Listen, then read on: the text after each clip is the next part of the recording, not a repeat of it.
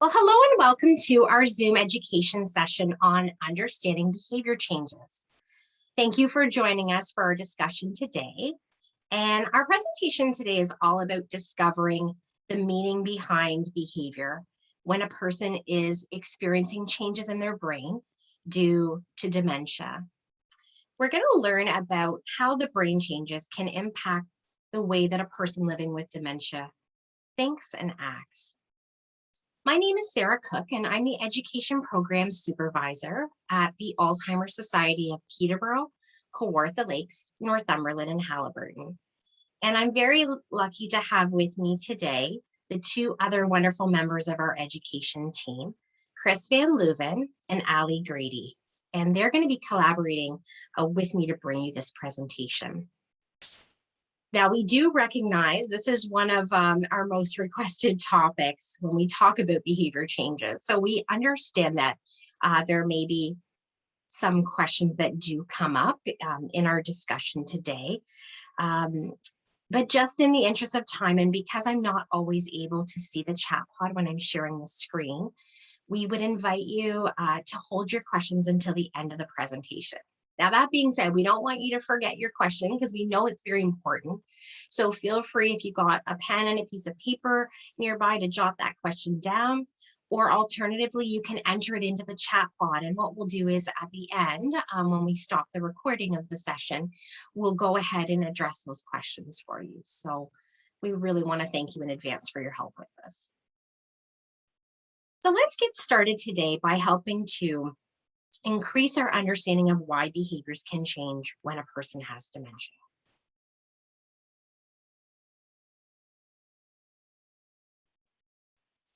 To understand behavioral change, we first need to understand that significant changes happen in the brain throughout the progression of dementia. When a person has dementia, the disease process that is happening in their brain can affect various lobes or various areas within the brain. And when these lobes are damaged, or if they experience what we call shrinkage or atrophy, sometimes that's the word that's used, we also see resulting changes in the abilities or functions that those parts of the brain are responsible for. So as a result of that brain change or that brain damage that's occurring, a person with dementia can experience a variety of changes. So they can experience physical changes, emotional changes, mental and cognitive changes, and also behavioral changes. And in the past, these behaviors have often been referred to as challenging behaviors. You may be comfortable or familiar with that terminology, because it's mostly, we call them challenging behaviors because it's been in recognition that those behaviors can create challenges for the care partners and family members who are supporting the person. But today we're going to move away from that term. We're going to move away from the term challenging behaviors. And instead, we're going to use the much more person-centered and appropriate term responsive behaviors. Because as we're going to learn in our time together today, the behaviors that a person may demonstrate at any given time when they have dementia, it may be in response to something that is happening for that person. They're not intending to be challenging to others. So we really do hope that you will help us to reframe these behaviors and to help others to understand that the person isn't just doing it on purpose. They're not trying to be challenging. They're not trying to push your buttons, but they are in response to something that is happening for them. So, as I just mentioned, thinking about that connection between brain and behavior, we know that the person's brain and their subsequent behavior are completely connected. Let's take some time to look at the most common changes that a person with dementia may experience throughout the progression of the disease. It's important to note that a person with dementia may not experience all the changes that we're going to talk about today, because dementia is unique to each and every person that experiences it. However, These changes do reflect some of the most common changes that we do tend to see. So I'm going to turn it over to Ali now, who will get us started on learning about the changes that are happening in the brain when somebody has dementia. I'll turn it over to you, Ali. Great, thanks, Sarah. So the first thing we're going to talk about is a loss of awareness. This is one of the most common behavior changes that occurs. It can occur early in the disease process, and it's a loss of awareness or insight.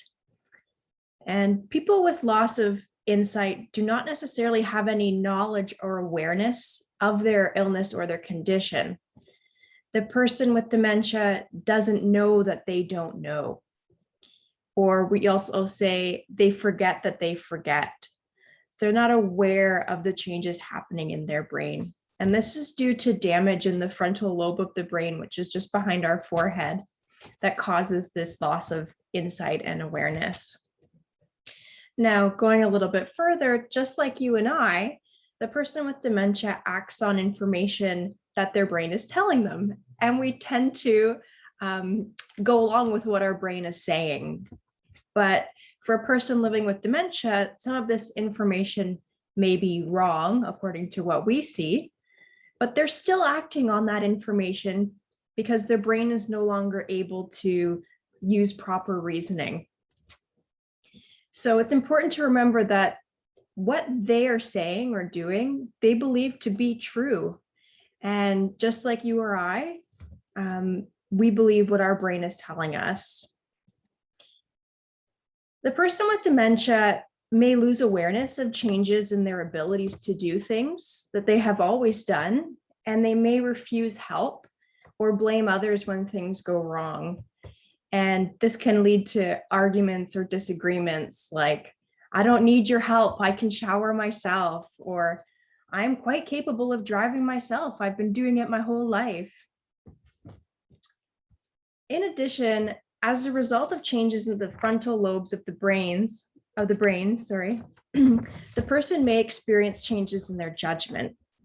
For example, they may not know how to judge appropriate clothing to wear outside on a cold day or a hot day.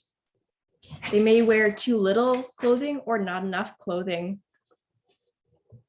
Care partners may notice some unusual behavior or behavior that we might deem inappropriate, for lack of a better word, because the person may experience a change in their ability to regulate their social inhibitions.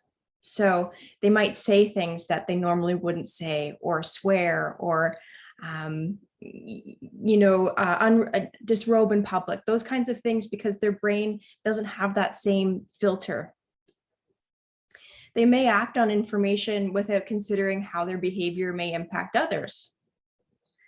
They might take food off someone's plate or call someone a name. And that's part of this, this atrophy, this degeneration of the brain that Sarah was talking about. Another thing that people with dementia that have a loss of awareness may also experience is an increased risk to their safety and well-being. And they may not recognize that there is a risk to their safety or their well-being. For example, they may have a fall and then forget that they had a fall, but really they sprained an ankle or broke an ankle, and they won't seek medical attention because their brain's not telling them that there's pain. There are also situations where perhaps the person doesn't recognize that the stove is really hot, and so they just throw the dish towel on the hot stove, not recognizing that it could start a fire. Or eating spoiled food out of the back of the fridge that we were saving for garbage day to throw out.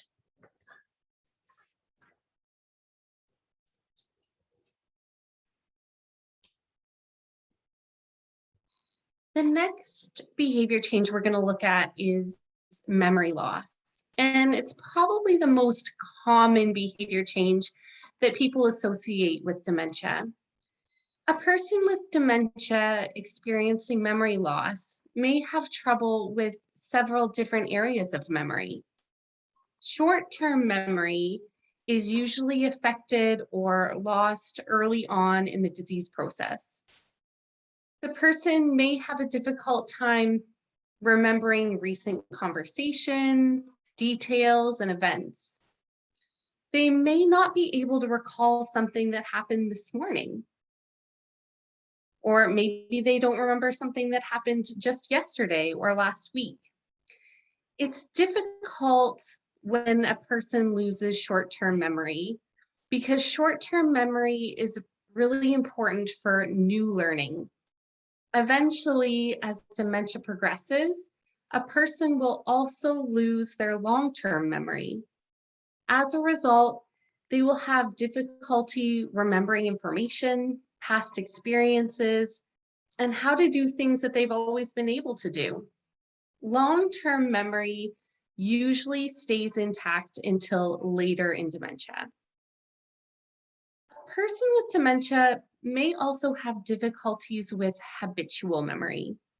They may not be able to remember how to do things that have been repeated over and over or involve sequencing of steps in a task. An example would be an activity like tying their shoes. It might be difficult for a person when they have trouble doing something that they've been able to do their entire lives. Finally, the person with dementia might experience problems with their unconscious memory, remembering things without thinking about it. Unconscious memory is enabled by previous experiences. So some examples might include driving a car or brushing your teeth, boiling water for pasta, or buttoning up a shirt. These activities are often done unconsciously without really having to think about how to go about doing it. It's important to note, however, that the ability to learn through routine can still be present even in dementia. So for example, a person with dementia that has recently maybe moved into a long-term care facility, they might be able to find their way to the washroom from repeating that task several times over several days. But if you ask them to give you directions to the washroom, they probably couldn't tell you. I'm going to share an analogy with you that I found broadened my own understanding of how memory loss from dementia happens. From time to time, from the time we're born, our brains start to form memories. And over time, we build on these memories like knitting stitches in a sweater. Stitch upon stitch, row upon row, we start to build on these memories over the course of our life, the way that you would work on building towards a sweater. When a person develops dementia, depending on their age and their situation, it's like getting to that point in the sweater, stitch by stitch, and the onset of memory loss is like unraveling that sweater, stitch by stitch, row by row, but backwards. The sweater continues to unravel as dementia continues to progress. The last things that are learned or remembered are the first things that are lost. And the person will continue to lose memories as the sweater begins to unravel further and further back. Eventually, the unraveling starts to impact your long-term memories as well. Many people assume that persons living with dementia are living in the past when they have amnesia. It's not that they're living in the past, though. They're living in the present moment, but their brain only has access to past memories and past information, especially when their short-term memory bank is impaired. Therefore, the person may now only have access to long-term memories if that's the only part of their memory that is working, and they act on these memories as though this is their current here and now reality. Their past experiences become their present reality.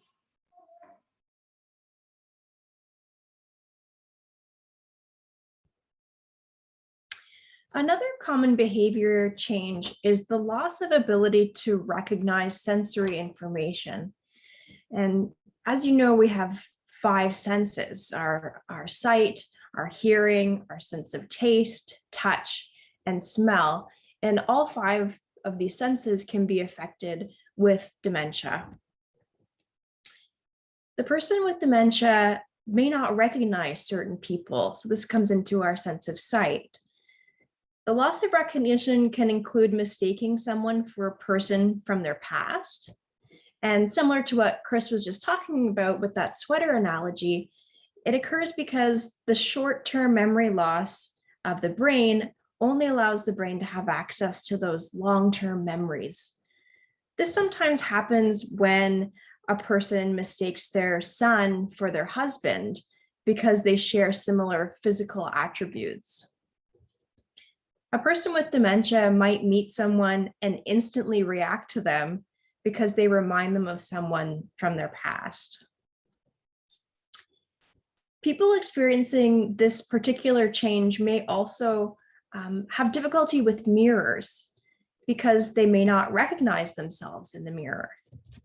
Again, due to their memory loss, they see themselves, or their brain is telling them that they are much younger than what they see in the mirror. And when they see someone who is much older, they think that it's a stranger in their bathroom. Really, it's quite a frightening thought. Another common challenge for persons with dementia is recognizing objects and knowing what they are used for. And this has the potential to cause safety issues. For example, if you're in the bathroom and on the counter, there's a toothbrush and a razor for shaving, and they grab the razor to brush their teeth. So loss of recognition of objects is an important thing to look out for when you're a care partner of someone living with dementia. This loss of recognition of objects can also cause fear if the object does not seem familiar, or if it reminds them of a similar object from their past. And while this is kind of a graphic example, it's one that was told to me. Someone who was living in long-term care, they had this lovely garden. And in the garden, they had this pergola, those wooden structures with the many pieces of wood, and the light comes through really nicely. Well, this gentleman thought that was a gallows where someone would be hanged in the past. So the loss of recognition of objects can cause that fear when they interpret it as something from their past. They can also misinterpret the sensory information, for example, what has been heard. And this can also cause fear and anxiety. So for example, if there's a war movie or a police shooting show and they hear bullets and they had an experience where they were in the war, they may think that there is an actual war or someone is actually actively shooting at them. Some of the new fire alarms in buildings in general, but in some of the long-term care and retirement settings, they don't sound like a fire alarm or a smoke alarm that we're used to. And so that can cause confusion. They may hear these alarms and not know what they're used for or what the reason is that they're going off. Again, it might be that something in their past is reminding them to do something. So there was another example of a man who was living in a retirement home, and when the fire alarm would go off, even if it was just a drill, he would start gathering everybody up and try to get them out to safety because he used to be a firefighter and he thought that that was still his role. So the loss of ability to recognize, we mostly just touched on the sight and the sound, but take into account what those other senses that are being affected, the taste, the touch, the smell, and how that could be interpreted differently by a person living with dementia.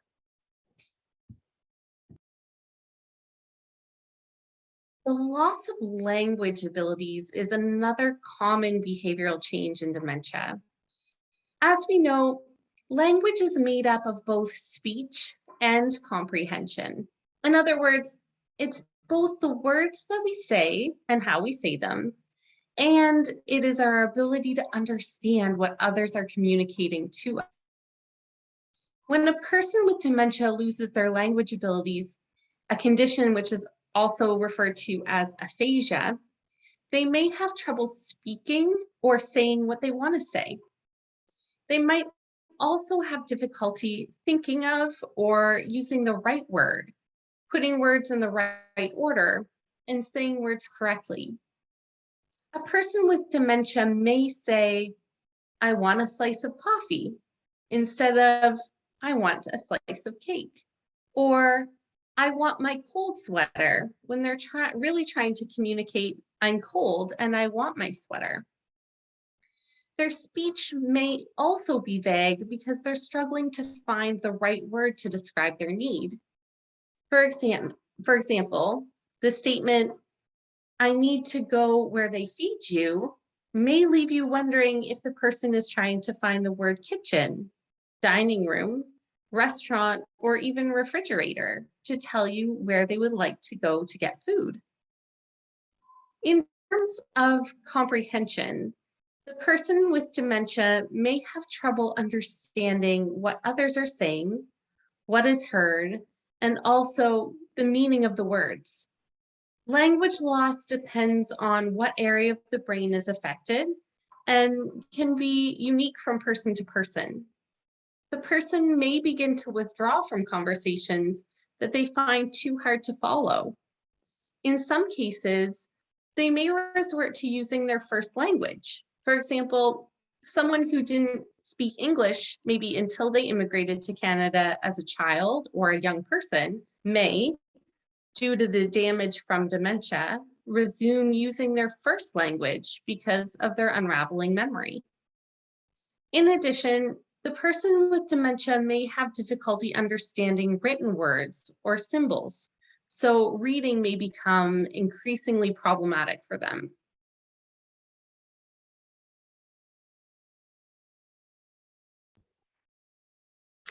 Another behavior change that can occur when a person has dementia is a loss of purposeful or intentional movement. And it's important to know that in our brains, it controls our whole body, including our movement and our actions and all of our muscles. And because of that atrophy in the brain, it can also impact those areas of movement. So a person may experience difficulty directing their body parts to do familiar tasks or even to get those body parts moving. They may lose the ability to plan and sequence activities or putting things in order or following the steps of a task or an activity. More complicated tasks like doing their banking, cooking, even dressing themselves may present some of the greatest challenges. The person living with dementia who's experiencing loss of purposeful movement may also have trouble following instructions or directions when they are given. It may even appear that they're not listening when really their brain is trying to process the information that you're giving them and then translate it into what their body has to do. When the brain doesn't have the capability to listen and make that translation. As dementia progresses, the person's sense of space may eventually be affected, and they may have increased difficulty in understanding specific directions like up, down, back, front, left, and right. So it's not helpful to say things like, okay, we're going to put your right arm in the right sleeve of your sweater. It might be better to say, okay, this one, and touch this hand, because it's more sensory information than just your verbal instructions.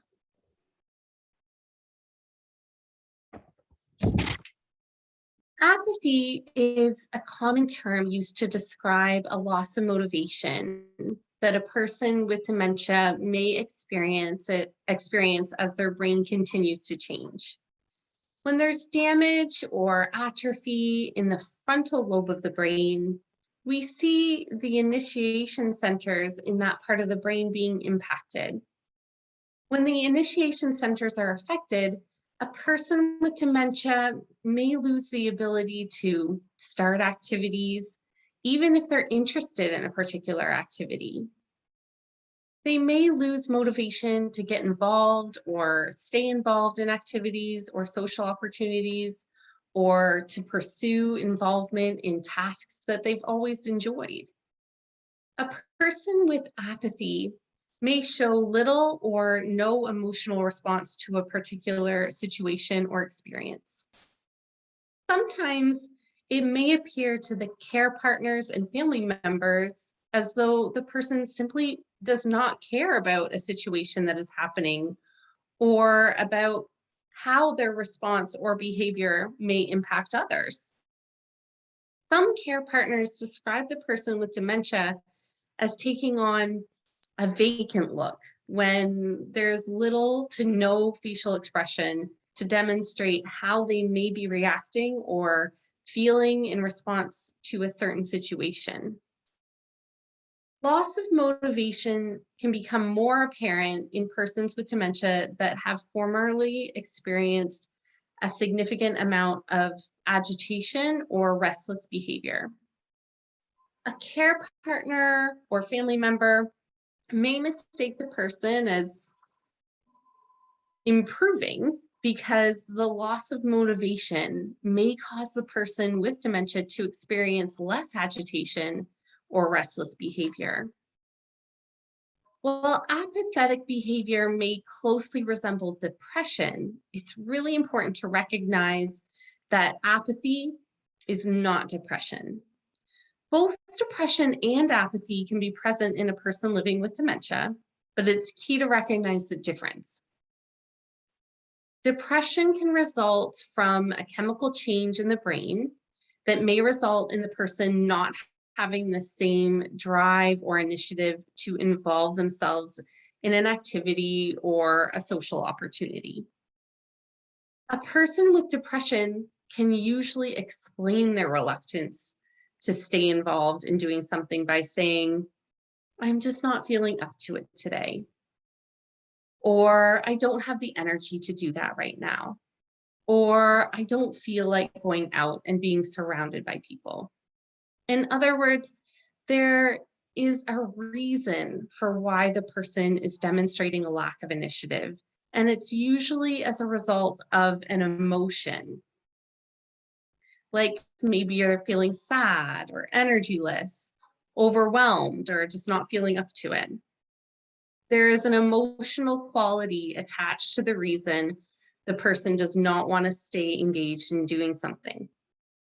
With apathy or loss of motivation, there is no emotional reason for the person not having the motivation.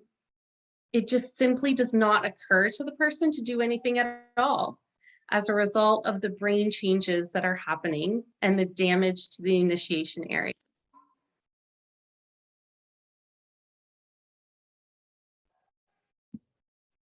Let's talk a little bit about misinterpretation. Misinterpretation is another common behavior change, and it refers to when a person with dementia has trouble perceiving the world around them as we perceive the world around us. Again, this particular loss of perception is caused due to increasing damage in the brain as a result of the dementia. A person with dementia who's experiencing altered perception may experience illusions or things that we see or they see that we don't see, like a hallucination.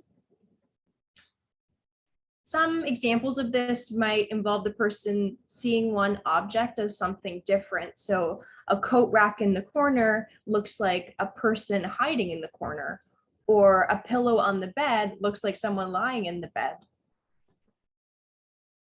They might hear the telephone ring and go to the front door, not realizing that it was the telephone that had rang and not the doorbell. Persons with dementia may also experience hallucinations, which means seeing or hearing something that is not there. And again, this is a result of changes in the brain. They might see bugs crawling over the walls, or a snake in the corner of their room. And this can cause a lot of fear and anxiety, as it would for any of us if we saw bugs crawling on the wall, or a child crying, something like that. It doesn't help to just dismiss it and say that there's nothing there, or that they're just seeing things or just hearing things, because their brain is telling them there is something there. There are some hallucinations that do not cause any fear or anxiety. They might see something that brings them joy. Maybe they look outside and they see children playing, or puppies running around. And you don't necessarily have to correct their sense of reality. If it's something that brings them joy, oh, what are the puppies doing? It's okay to go along with it. You don't have to correct their reality. Another misinterpretation is the loss of color perception. We're going to talk about color perception, depth perception, and peripheral vision. But let's start with color perception. So the area of the brain that's responsible for the visual sight and things like that is at the back of the brain. It's called the occipital lobe. And over time, a person living with dementia may experience changes in their vision due to damage in that part of the brain. So colors may become muted, like less intense. Things may not seem as bright, and they can lose their definition. So this can cause difficulties if you serve, for example, a poached egg on a white plate on a white table. You can't necessarily see the differences, or the person with dementia can't see the differences between the white plate, the white egg. This can also cause some troubles with bathing if the person can't see the water or can't see the bottom of the bathtub because it's all the same color. This is something you'll also see in a lot of hotels or fancy buildings. They've got a beautiful like checkered floor pattern with black and white, but the black may look like there's nothing there at all. So it looks like a hole, and that's really scary. So a person with dementia might try to walk just on the white tiles because they're not able to see that. It's still floor.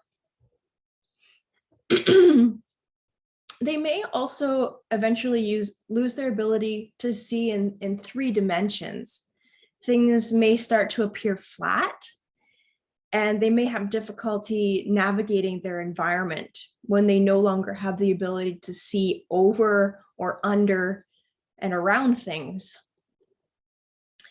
It's hard for a person to tell where one thing begins and the other one ends, similar to what we were talking about with the color perception.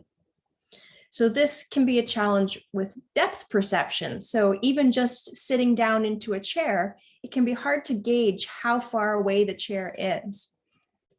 And they may need some assistance with that. Finally, a person with dementia may also lose their peripheral vision. So that vision kind of on the outsides to our sides. And this can be a concern if you come up from behind someone living with dementia. They may not see you or hear you coming, and it's like you just appeared out of nowhere. And with all of the Halloween movies and things right now, I can only imagine how terrifying it is to have someone just appear out of nowhere. So approaching from the front, making yourself known can really go a long way in helping a person living with dementia from being startled.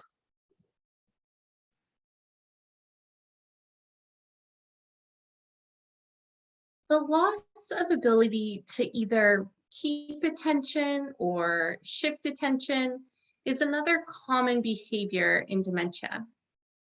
Attentional deficits occur because of increasing damage to the brain as dementia progresses.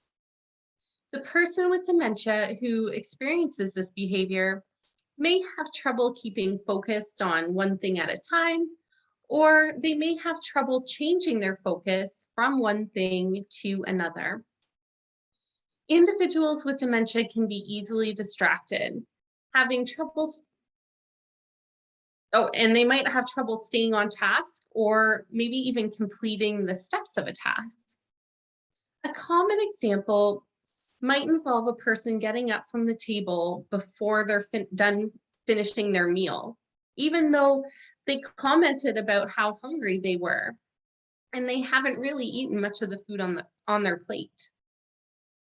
They may also demonstrate repetitive actions like folding and unfolding their napkin over and over. Maybe they're polishing the counter endlessly, or they might tap constantly. This happens because they're getting stuck on a particular repetitive action and they can't switch to something else. They may continue to repeat that action until something significant or meaningful directs their attention to something else.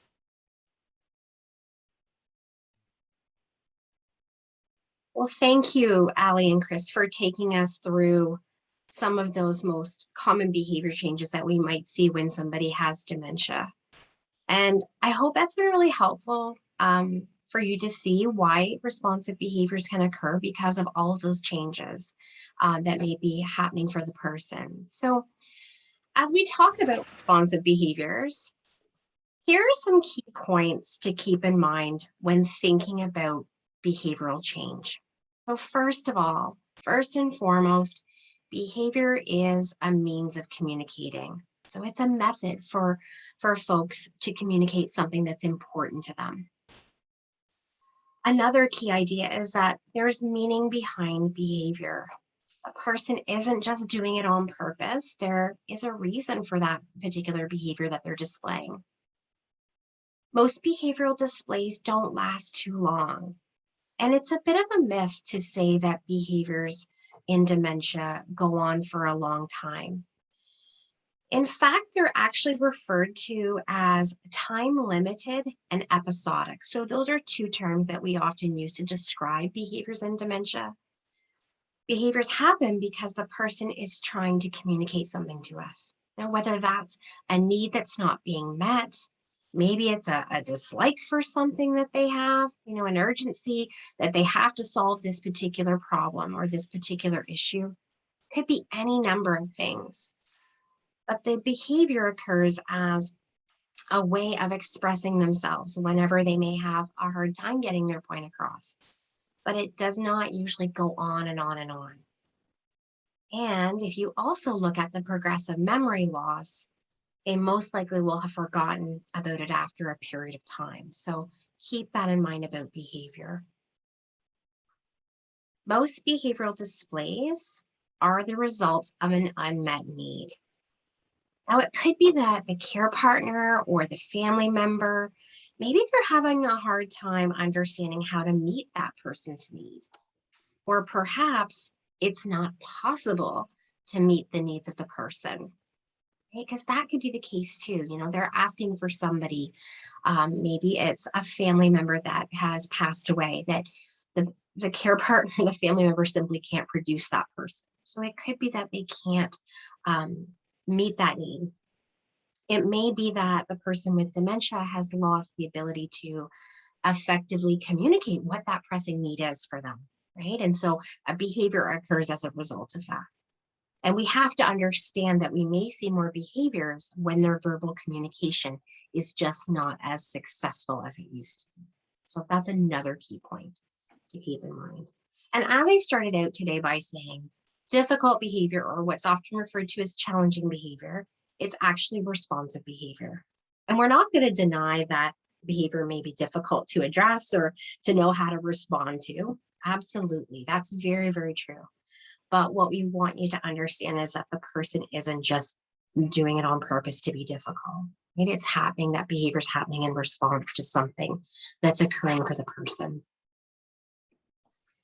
So these are some examples of the most common types or forms of responsive behavior. So as you look at this list, some of these may jump out to you as being familiar. So we have agitation, agitated behavior or anxious behavior. We can see aggression, physical or verbal aggression in a person when they're trying to communicate a need. We might see it go so far as to have a catastrophic reaction where the behavior has really escalated. Doesn't happen in all cases, but it can if the person is at an extreme level of frustration. We have something that we call late day restlessness. Formerly, you might have recognized this as sundowning behavior. So that's a common behavior towards the late afternoon, early evening hours. A person can experience that restless behavior. Repetition, or what's sometimes called perseveration. Withdrawal from activities. Wandering or losing one's way, or kind of walking aimlessly, pacing about, that behavior. Suspicious or paranoid behavior can occur. Rummaging or collecting behavior. So the person might be, walking around, or maybe if they're in their own home, they're collecting things. It could be in a retirement or a long-term care setting where they're going to other residence rooms collecting different articles. What is often referred to as inappropriate behavior. So for lack of a better word, behavior that is maybe not socially appropriate or socially acceptable. So the person losing those social inhibitions may do things or say things that they normally wouldn't. And then, of course, we also have sexual expression that can occur as a behavior. So we wanted to share some of the most common types of responsive behaviors with you, because many of them occur for the reasons that Chris and Ali just talked about with you. It's important to remember that if you do see any of these behaviors occurring, that they're very common for when a person has dementia. So they may seem strange or different, right, from the behavior that this person has demonstrated in the past, or from, the person that they've always been. But we assure you that these behaviors are common when we see the extent of the damage happening in the brain that we do. So there's lots and lots of changes that are taking place. And as I said, always think about this as being related to those brain changes that are occurring. I'm going to turn it over to Ali to talk with us about how we might address those various responsive behaviors. So Ali, it's all yours. Thanks, Sarah. So we don't, have a ton of time to talk about specific responses to each of these behaviors, but here's some more general tips that you can work with if the person living with dementia is experiencing some of those behaviors that Sarah just mentioned. So look for what might be triggering the behavior, and if possible, remove the trigger. So if it is that there's a really loud movie on, maybe you can turn it down, or if the lighting is poor and it's causing shadows that make it look like there's a person in the corner, maybe adding a lamp in that corner of the room. See if there's something in the environment that may be triggering the behavior. If you can't do that, you might be able to bring the person to a different environment. So maybe a different room in the house, maybe a walk outside. So instead of removing the trigger, you can remove the person from the triggering behavior, or from the triggering object or sound. You can also try and keep the person physically active with light exercise throughout the day to avoid pent-up energy. And Sarah was mentioning the late day restlessness that some people living with dementia experience. One of the best ways to kind of combat that is to keep the person physically active throughout the day, maybe a morning exercise program, or even just a walk. Can really help to get that energy out earlier in the day so that it doesn't kind of surface in that late afternoon, early evening time period. Use positive verbal communication and body language. If you haven't already, you should look back on our communication tips, because we do talk a lot about our body language and how we say things and how that is interpreted by a person living with dementia. It's not always important what you're saying, it's more how you say it and how you approach it. So if you are able to take a deep breath and lean in to listen, smile when they're talking, nod to let them know that you are trying to understand what's going on for them and that you're attentive to what they're trying to communicate. This positive body language sends the message that you are understanding and receptive and that you're taking them seriously. If all else fails, I do this for myself sometimes. Redirect with food, a cup of tea, pictures, or a quiet conversation. I don't know what it is about the promise of food, like a treat, maybe an ice cream, that is can be a very successful way to redirect someone if they're experiencing one of these responsive behaviors. Especially if something was unpleasant or agitating, being able to be removed from that situation with the promise of a treat or a nice hot cup of tea. It must be the comfort that food offers. That's the only way that we can think of it. So it may be helpful to redirect the person to, like I said, food or a cup of tea, or maybe engaging in an activity that they find enjoyable and comforting. So looking at old pictures or having a quiet conversation, reminiscing about a certain time in their life or something that they enjoy, maybe their family. So we know this isn't super comprehensive, but a few tips for when those responsive behaviors occur.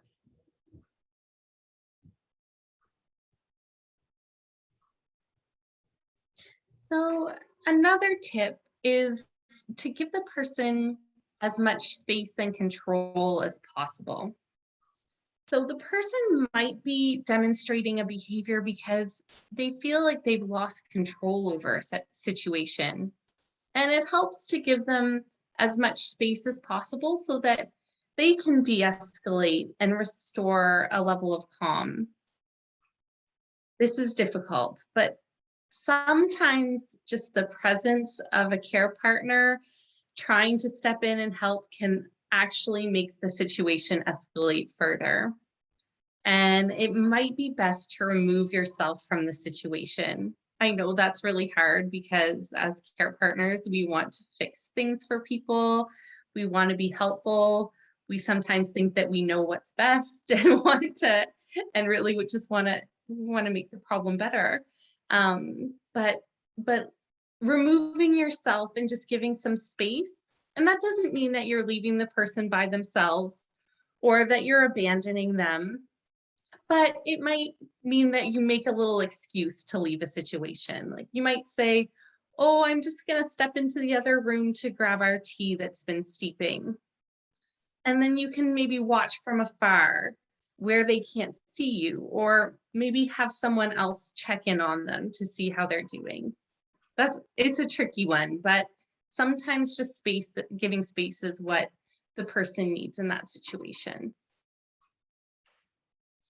Another tip is to ask the person what's wrong, because sometimes the person can tell you.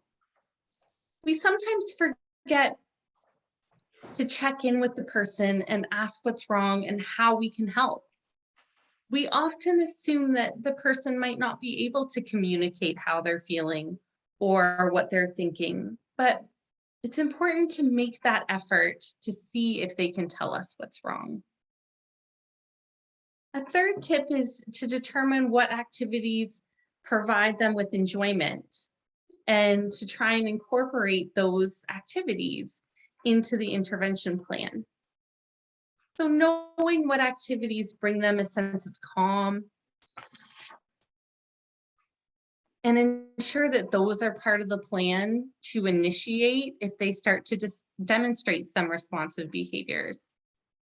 For example, if a person starts to become agitated in the late afternoon hours, it might be helpful to keep that person engaged in some activities like setting the table for dinner or peeling potatoes or folding some napkins, just to keep their focus on a task and maybe something that that they enjoy doing.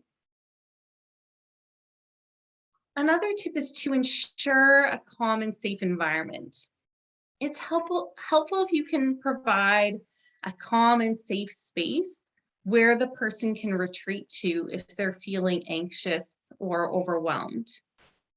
A familiar, safe environment that's away from noise and distractions can be really important to de-escalate behaviors. So for example, if you maybe have family or friends over for dinner and just like everybody talking and the conversation and just the busyness in the atmosphere starts to become overwhelming for the person, it's nice if they have a quiet room where they can go to retreat to for a period of time. And even better if that space is familiar to them and a spot where that they're already used to being calm, if it's already kind of a calm, serene area.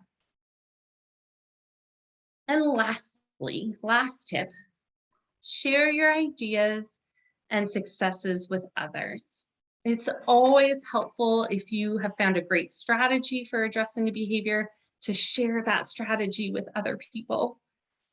It's important to find consistent approaches that can be used by anyone who's supporting the person with dementia to produce consistently successful or helpful results. So if you find something that works, tell others, tell the other care partners these strategies so that everybody can be working together as a team to help support the person living with dementia. That's great. Thank you, Chris and Ali, for those wonderful tips for addressing responsive behaviors. And as our time together is coming to a close, I wanted just to kind of emphasize again and just summarize some of the important points to consider and remember when we are supporting a person with dementia. So remember, we've said this a few times today, but changes in behavior are often seen as a result of that disease process. So remember, the person's not doing it to push your buttons. They're not doing it to make you mad. They're not doing it on purpose. I know sometimes it seems that way, but the changes that you see happening are a direct result of what's going on in the brain. And so when you see something that is strange or different or unnerving or, unsettling happening, always take it back to the brain. Understanding that the person can't help that those changes are occurring. It also takes the heat off us as care partners, right? I think it helps us to know that the person isn't able to control those changes. I also emphasize not to take any behavior personally. Remember that the person with dementia would not mean to hurt you for the world, right? It's very easy to take that behavior personally, but remember that they might be acting out of frustration. Maybe it's that unmet need, right? That they're not able to communicate. Maybe they're confused about what is happening for them. Their first thought is always to protect and defend themselves when they feel that something has been a threat to themselves or their personhood. And remember, here's a really good tip. Remember that responsive behavior is human behavior. Okay? It's something that we're all capable of, given the right set of circumstances, given that specific reality. So we act on what our brain is telling us at any given moment, just like Ali said before, right? It's no different for the person with dementia, except that their brain is not always providing them with the most correct information. And therefore their reality might be quite different than ours. Look for the person behind the disease. They're still there. I know that there's a tremendous amount of change, but keeping the person at the center of everything that we do with them, treating them with respect and understanding, not defining them by the disease that they're living with, but seeing them as a person that's living with a disease. Those are important concepts to keep in mind. We also want to build on the remaining strengths and abilities. And it is very easy to get caught up in the losses that a person may experience. We are seeing a lot of losses. We're seeing an enormous amount of change over time. And, we know that affects the person's abilities to do things that they've always been able to do. But let's focus on the things that the person can still do. That's probably the best tactic on our part, is to look at what they can still do. So maybe they can no longer button their shirt. They're having a really hard time with manipulating those buttons to get them to do up. But guess what? They can still put their shirt on. So let's focus on that achievement. Let's focus on the achievement that they're still able to do that aspect of the task. And then focusing on the positive, and I know it can be difficult to see the positive sometimes when there is so much change happening, but when we focus on the positive, it can help us to stay motivated, to continue to be on this caregiving journey, and to find the positives in each and every day. When we focus on the positive, it helps us to reduce stress, and it helps us to find ways to help that person to live as well as possible with dementia. So I urge you to remember those points and a few others here. So always keep in mind that each person is unique. One of our most favorite sayings at the Alzheimer's Society is that when you've met one person with dementia, you've met one person with dementia. So no two people are the same. Remember that we all communicate by emotion, expression, and touch. Communication with that person is still achievable, and effective communication with that person can help us to reduce some of the responsive behaviors that we've talked about today. And as Ali mentioned earlier, if you're interested in that education that we offer on communication strategies, you can view that video. We already have that on our website and on our YouTube channel. So we encourage you to check that out if that's helpful for you. Remember that feelings remain despite the losses. The person with dementia may forget a lot of things, right? As their memory loss increases, they're going to forget, but they may not forget the way that you made them feel. Keep that in mind. And to always include the person with dementia. It may be upsetting for the person with dementia to not always understand what others are saying to them, right? We understand that. However, it can be downright painful for them to not be included in that conversation in the first place. If we make the assumption that the person won't be able to participate in the dialogue or to understand what's being said, we can really cause a lot of pain for that person to not include them. When we're faced with behaviors that we're unsure of how to deal with, it helps to remember that, there you go, that all behavior has meaning. Right? There's meaning behind what they're trying to tell us, that all behavior has a reason. What we have to ask ourselves, what is the person trying to communicate? What are they trying to tell us? And to remember that your response influences the behavior. So your response may have a really good impact, and it may result in that behavior de-escalating and maybe being avoided in the future, hopefully being avoided in the future. But if we're not careful, we can actually succeed in making the behavior worse, right? So Chris had kind of alluded to this earlier. So always put yourself in the person's perspective and try to determine what that meaning is. When we know what's happening for the person, we can put some helpful strategies in place so that hopefully we can respectfully address that behavior and maybe even avoid it in the future. So we have talked about a lot of information today. I'm going to just stop sharing my screen in a moment and stop the recording so that we can open it up for questions. So